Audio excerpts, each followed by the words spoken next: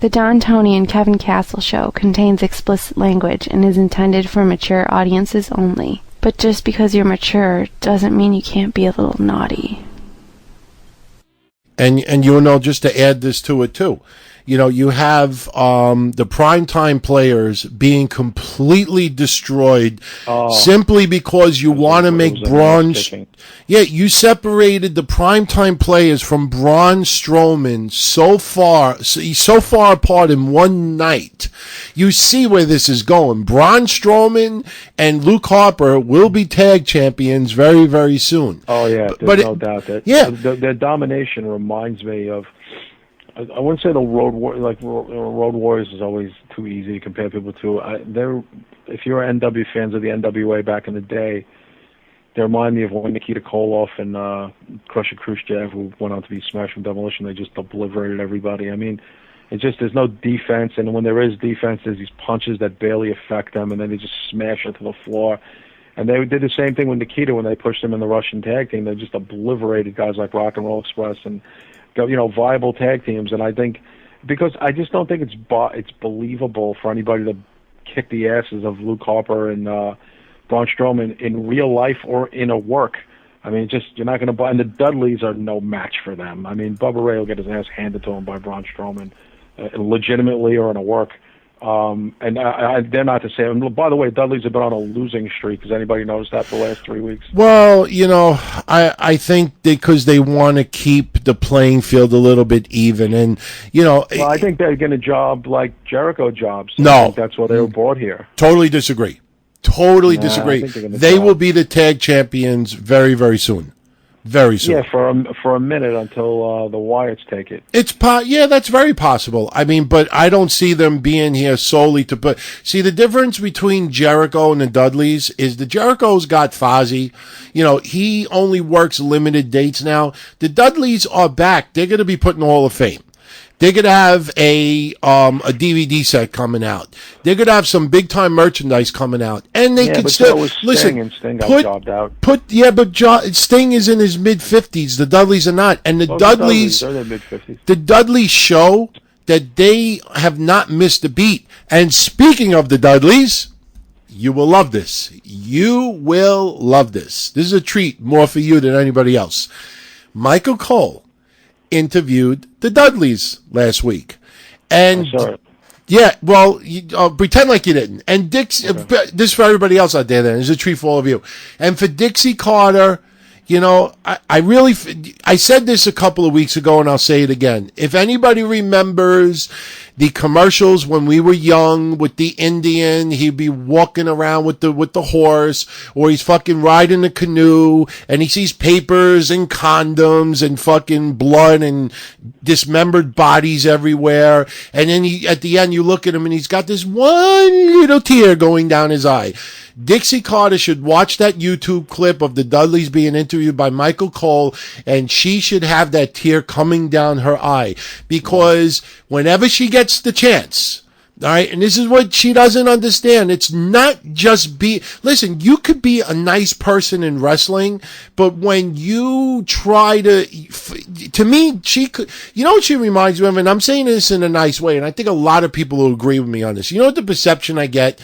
The perception I get is like a geeky kid in high school that sees like the popular football team, that sees the popular athletes, and he's like standing by the table and he's like mingling in. Yeah, somebody makes a joke and he's laughing along with it, you know, and everybody looks at him like, you know, who are you? What are you doing here? You're not part of this group. But he still goes on, and then like if the quarterback of the football team makes a joke, he'll be like, oh, Tony, good one, Tony, good one, DeBlasi, good one. You know, and meanwhile, nobody really is paying any mind to him. So whenever there's something with Stephanie online talking about give women a chance, she's right there on Twitter, giving Stephanie props, giving Triple H props, giving this person props, giving fucking Santa Claus props. And then we get this last week.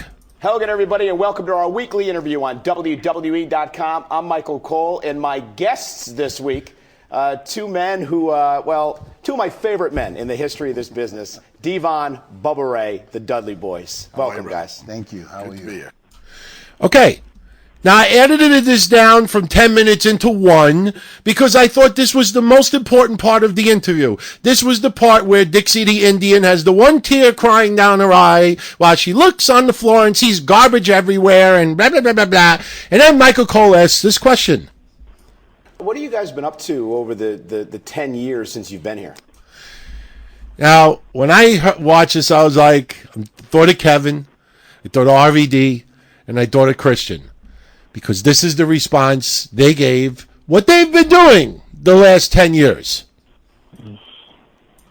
Everything. Yeah, I mean, we've been New Japan, All Japan, the great organizations over in Japan, and just being very active all over around the world. You know, we never stop working. We just continue to go nonstop. And one of the things is, you know, Bubba and I like to say that we like to take over where the Road Warriors, left off. And in order for us to have done that, we had to make stops in Japan and then continue to go all around the world. And we were able to do that. But why now? Why? So they went to Africa, Japan, even though I don't speak Japan, China, Asia, Iraq, Iran. They did not go to the country of Orlando, Kev, for the last 7-8 years. You know, they didn't work with cojones. Remember that? All that shit. I mean, I listened to that and I was like, wow. I mean, it's not that WWE thinks that TNA is a threat, but the fact that they'll mention Ring of Honor once in a while, the fact that they'll mention other indie organizations once in a while and won't even mention that they've been down south or just other, to make it sound like they've just cruised around the world. They've been out of the country, Kev. They've been in Excuseville for the last 7 years. So anyway, why did they come in now? All right. And by the way, I think Dixie should rename her organization from TNA to, she should just call it Everywhere. You're watching everywhere. This way, when people make their return, when Kurt Angle comes back, Kurt Angle, where have you been the last time? I've been everywhere. And Dixie could see, oh, thank you for the shout out. Anyway, why did they come back? Why now? Why this moment in time did the Dudley Boys come back to WWE? Because timing is everything. And this was the perfect time. Timing is everything. Ratings is so low in TNA that you can't even give them 0 point anything anymore. Now it's by the 200,000 number and all this stuff. I tell you, I really, truly, I mean, look, I feel bad for Dixie Carter. I mean, I know, God bless Bob Ryder and others, that's their income. They don't want to lose their income. God bless Ethan Carter III and Kurt Angle and everybody else working there because we don't want to see people out of a job. And I swear to you, I don't want to see TNA out of business. But when you listen to things like that and you watch things going on and you see, the number of people and then she does these interviews with Sports Illustrated and makes it look like I'm looking 5 years down the line.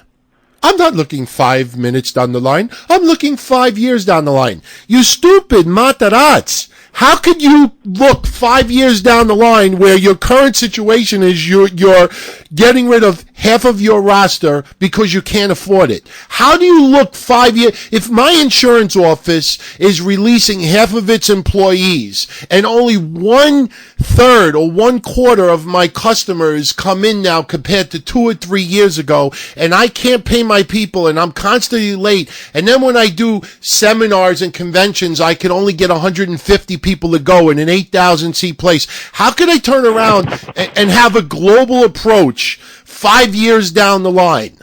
How do you go? What do you do? I mean, you put could you imagine the fucking grids and everything? This is our projections 5 years down the line. What are you basing it on? That's like me gaining weight till I'm 400 pounds and I project that 5 years from now I'm going to lose 100 pounds.